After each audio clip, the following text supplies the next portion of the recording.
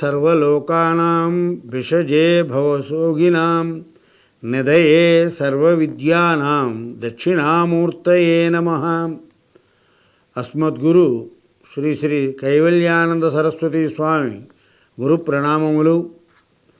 ఈ వారం గ్రహచారం ఎలా ఉంది, గోచార ఫలితాలను తెలియజేస్తాం. అసలు ఫలితాలు తెలియాలంటే లగ్నకుండంలో చూసి తెలుసుకోవాలి. ఈ గోచార ఫలితాలన్నీ కూడా సామాన్యంగా అందరికీ వర్తిస్తాయి.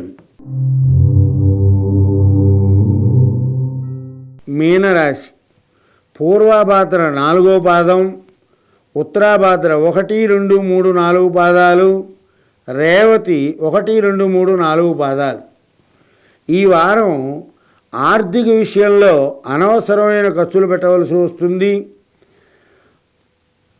ఆదాయానికి తగినటువంటి ఖర్చు కూడా ఉంటుంది. ఖర్చుకు తగిన ఆదాయం లభిస్తుంది. అనవసరమైనటువంటి ఆలోచనతో మతిభ్రంశం చెందుతుంది. బంధువుల వైరం వచ్చే అవకాశం ఉంది. సంఘంలో కీర్తి ప్రతిష్టలు పెరుగుతాయి. వాహన లాభం జరుగుతుంది. ఏది తలపెట్టినా సరే కార్యలాభం జరుగుతుంది. తల్లిని గౌరవిస్తే మంచి జరుగుతుంది. ధనధాన్య వృద్ధి బాగా జరుగుతుంది. స్వబుద్ధి చేత కార్యసిద్ధి జరుగుతుంది. బుద్ధి చాంచల్యం వలన ద్రవ్యనాశనం జరిగే అవకాశం బాగా గోచరిస్తోంది. ఆదాయానికి మించిన ఖర్చు పెట్టవలసి వస్తుంది. చేయు పనులందు ధనలాభం జరిగే అవకాశం చాలా తక్కువ గోచరిస్తోంది. కీర్తి ప్రతిష్టలు సంఘంలో పెరుగుతాయి. దానికోసం ద్రవ్యాన్ని వినియోగిస్తారు. పుణ్యక్షేత్ర సందర్శన భాగ్యం కలుగుతుంది. ఉద్యోగులకు వారు అనుకున్న చోటుకు ప్రమోషన్తో బదిలీ అయ్యే అవకాశాలు ఎక్కువగా గోచరిస్తున్నాయి.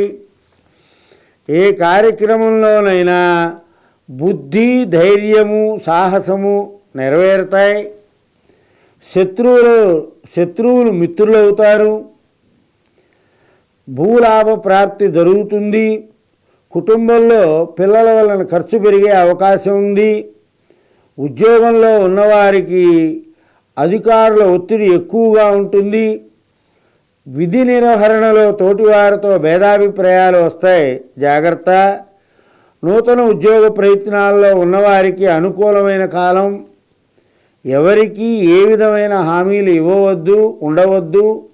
కోర్టు వ్యవహారాలన్నీ వాయిదా వేస్తే మంచిది. కలహాలకు దూరంగా ఉండండి. సాంఘిక కార్యక్రమాల్లో ఉండేవారికి జనాదరణ చాలా తగ్గుతుంది. అందువల్ల మనశ్శాంతి కోల్పోతారు, జాగ్రత్తగా ఉండాలి. పూర్వాభాద్ర 4వ పాదం వారు హనుమాన్ చాలీసాను 3 సార్లు పారాయణ చేయండి. ఉత్తరాభాద్ర 1, 2, 3, 4 పాదాల వారు రామరక్షా స్తోత్రాన్ని పారాయణ చేయండి. రేవతి నక్షత్రం వారు ఈశ్వర స్తోత్రం, శని స్తోత్రాలను పారాయణ చేస్తే చాలా మంచి ఫలితాలను ఇస్తాయి. మంగళం కౌసలేంద్రాయ మహనీయ గుణాత్మజే చక్రవర్తి తనూజాయ సార్వభౌమాయ మంగళం.